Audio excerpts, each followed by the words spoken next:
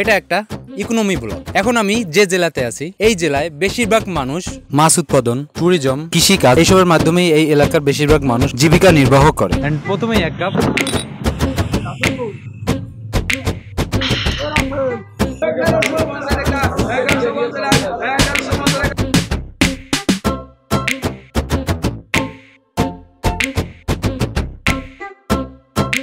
ভালো আছেন? এই তো মাছের সময় কম, এমনি বেশি সময় তো অনেক মাছের। হ্যাঁ, ওই সময় তো একদম বাগদা টাগদা চিংড়ি এগুলো বাগদা গলদা সব মাছ এলাকার যত মাছ আছে হ্যাঁ সব মাছ, পাঙ্গাস মাছ। মনে করেন মানে এই মার্কেটে মনে করেন ডেইলি কত মাছের কেনা বেচা হয় যখন একদম সিজন থাকে? ইজিলি 5টা পিকআপ থাকে, 5টা পিকআপ, 5টা লোড হয়, বাজার ভেতর থাকে। ওটা প্রথমে তো আপনারা কেনেন?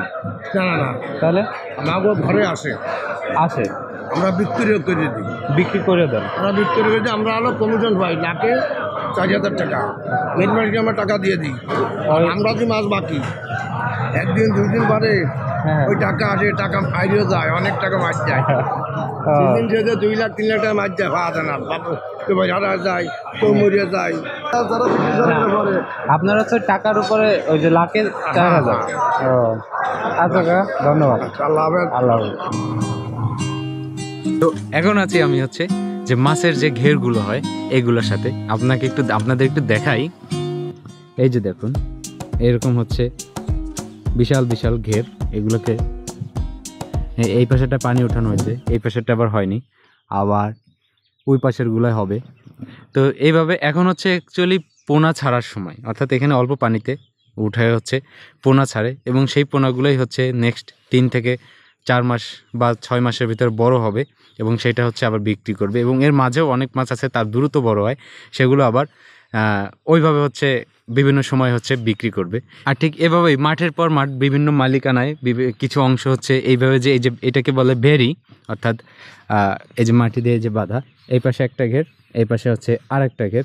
এভাবে মাঠের পর মাঠ বিভিন্ন তাদের নির্দিষ্ট কিছু জায়গায় বা কোনো কিছু মানুষ একসাথে হচ্ছে এভাবে ভেরি দিয়ে বিভিন্ন হচ্ছে জায়গায় হচ্ছে এভাবে ঘেরটা করে, এবং সেই মাছই আমাদের সারা বাংলাদেশে চলে যায় এবং আমরা মজা করে খাই।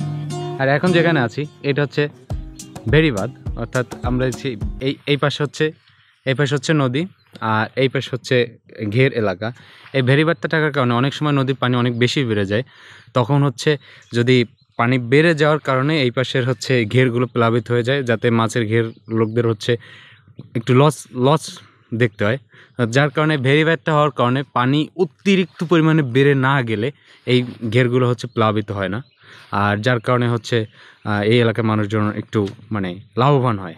সো এটা হচ্ছে সরকারি প্রজেক্ট, যদিও এই সরকারি প্রজেক্টে আরও আগে কমপ্লিট হওয়ার কথা, এখন পর্যন্ত বাদ দিয়েই হচ্ছে কমপ্লিট করছে, রাস্তা এখনও কমপ্লিট হয়নি, বাট যেটুকু হয়েছে এরপরে আশা করছি আরও হবে ইনশাল্লাহ।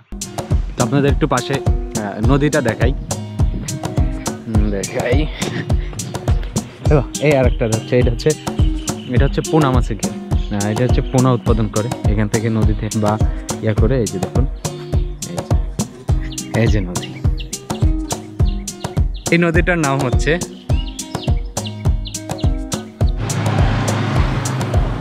এই মুহূর্তে আছি হচ্ছে আমরা 60 গম্বুজ।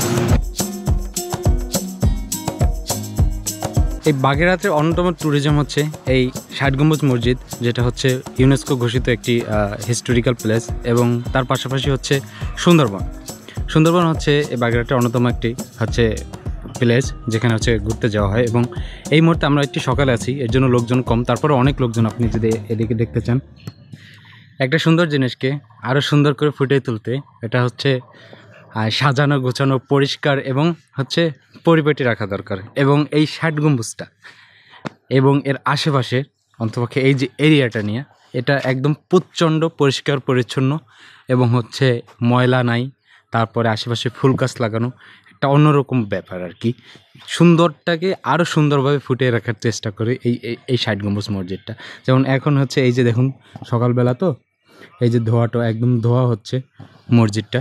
আরেকটা জিনিস, এই যে মসজিদ, এটা কিন্তু সম্পূর্ণ ইট, কোনো লোহা বা রড না, ইট এবং পাথরের হচ্ছে তৈরি।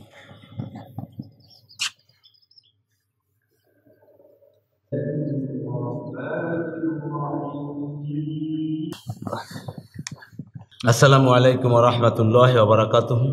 এই ঐতিহাসিক 60 গম্বুজ মসজিদে 60টি পিলার আছে, 81টি গম্বুজ, 22টি জানালা, 4টি দরজা, 10টা মেহরাব। আনুমানিক 600 বছর আগের মসজিদ। এই মসজিদের প্রতিষ্ঠাতা হযরত খাজা খান জাহান রাহমাতুল্লাহ আলাইহ। চুন সুরকির গাঁথনি, রডবিহীন মসজিদ, পাথরের খাম্বা। গম্বুজটাই 7টাই গম্বুজ।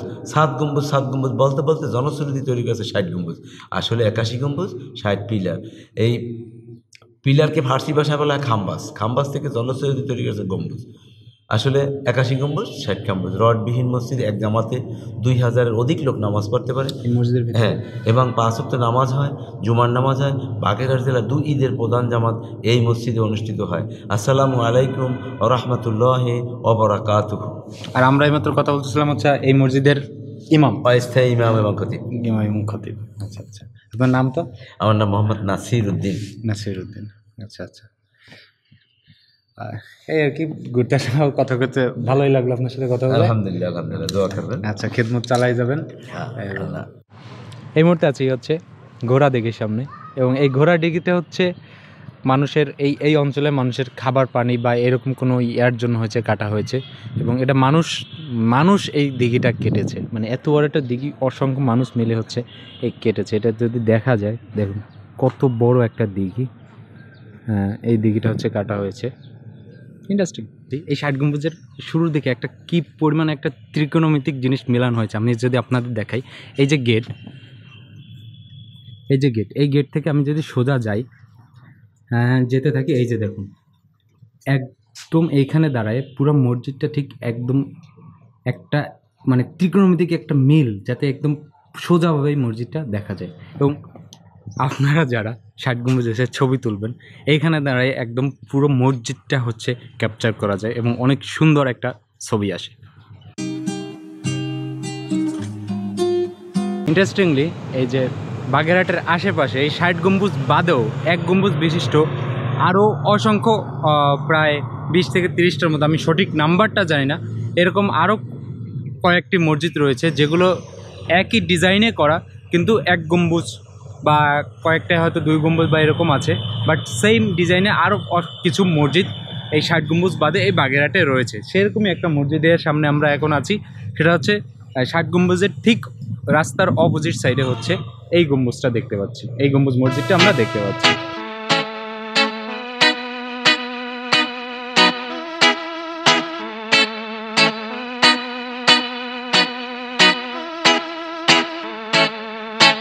যেমন এখানে আরেকটা মসজিদ, যেটা হচ্ছে 9 গম্বুজ মসজিদ। এইটা হচ্ছে খান জাহান আলীর যে মাজার আছে, মাজারের পাশে যে পুকুরটা, সেই পুকুরটার ঠিক একটু এই সাইডে এই যে মসজিদ, এটা হচ্ছে 9 গম্বুজ মসজিদ। এরকম আশেপাশে ছড়িয়ে ছিটিয়ে এরকম অসংখ্য আরও মসজিদ আছে, যেটা একদম হচ্ছে বিল্ডিং স্টাইল একদম খান জাহান আলী মসজিদের মতো। এবং কয়টা হচ্ছে একটা গম্বুজ কোনটা, 4টা কোনটা হচ্ছে 9টা। যেমন এই মসজিদে হচ্ছে 9টা মসজিদ, ওই 9টা গম্বুজ। এখন হচ্ছে এটা 9 গম্বুজ মসজিদ নামে পরিচিত। আসসালামু আলাইকুম। এই জিম কি এটা চালু ছিল না, এটা কিসের? চালু আছে।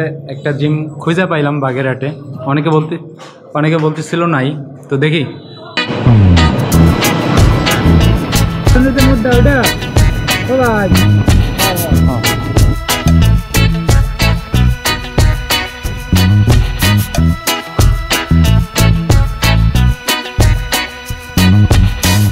তো এই জিমটা ভালোই আছে।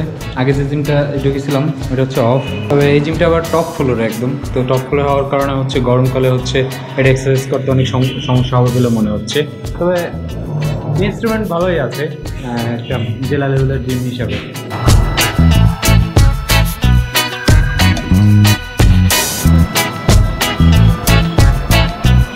কোন সামনে এটা বলছে? ডাইনে যাওয়ার পর তারপর আবার সামনে যখন মোড় আসবে তখন সেখান থেকে ডানে, আবার ওই ডান যাওয়ার পর 4 রাস্তার মোড়, সেখান থেকে সোজা গিয়ে ডান। ফ্যাক্টরি এক্সিস্ট করে না, খালি সুপারিপট্টি জানি নিয়ে এসে? শুধু সুপারিপট্টি জানি নিয়ে আসে। আচ্ছা, আপাতত এটাই আনো।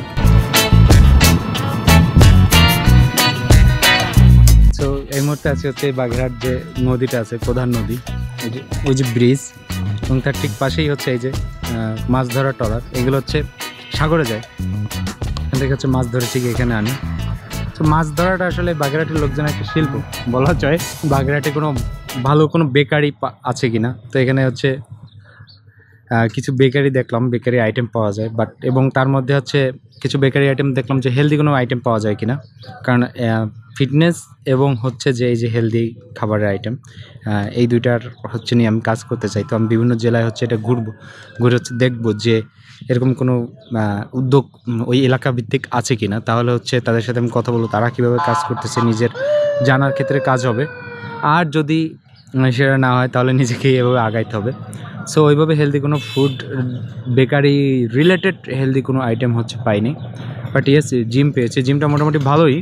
সো এ হচ্ছে এখনকার অবস্থা। সো পরবর্তী ব্লগে হচ্ছে নেক্সট কোনো হচ্ছে ইয়াতে যাব, নেক্সট জেলায় যাব, খুলনার কাছাকাছি নেক্সট কোনো জেলায়। ততক্ষণ পর্যন্ত সাথেই থাকবেন। কেমন লাগলো ব্লগ, এবং আরও কোনো আইডিয়া বা আর কিছু থাকলে অবশ্যই আমাকে শেয়ার করবেন। আমি হচ্ছে এলাকাভিত্তিক এরকম ইকোনমি বেস হচ্ছে ব্লগ করতে যাচ্ছি, যেখানে ওই এলাকার ইকোনমি সম্পর্কে জানবো, পাশাপাশি হচ্ছে এই যে জিম এবং হেলদি ফুডের আইটেম আছে কিনা, যেটা নিয়ে আমি কাজ করতে চাই, এটা হচ্ছে আমি দেখতে চাই। তো আজকের ব্লগ এই পর্যন্তই, এবং পাশাপাশি আপনারা কি জানেন যে আমার একটা ব্যাগ আছে, this bag from bag me, এবং এই ব্যাগটা হচ্ছে আমরা একদম অনেক ইউজেবিলিটির দিকে হচ্ছে খেয়াল করে এবং সিম্পল ডিজাইন রেখে হচ্ছে এই ব্যাগটা আমরা তৈরি করার চেষ্টা করেছি। আমরা এই প্রথম দিকে হচ্ছে 30 days রিপ্লেসমেন্ট গ্যারান্টি দিচ্ছি, অর্থাৎ আপনি যদি ব্যাগ কেনার পরে যদি আপনার ভালো না লাগে তাহলে 30 দিনের মধ্যে, তাহলে অবশ্যই আপনি হচ্ছে এটা রিটার্ন করতে পারবেন, এবং সেই রিটার্ন অনুযায়ী হচ্ছে আপনারা হচ্ছে সম্পূর্ণ রিফান্ড পাবেন। বাট আমি শিওর যে আপনাদের এটা ভালো লাগবে।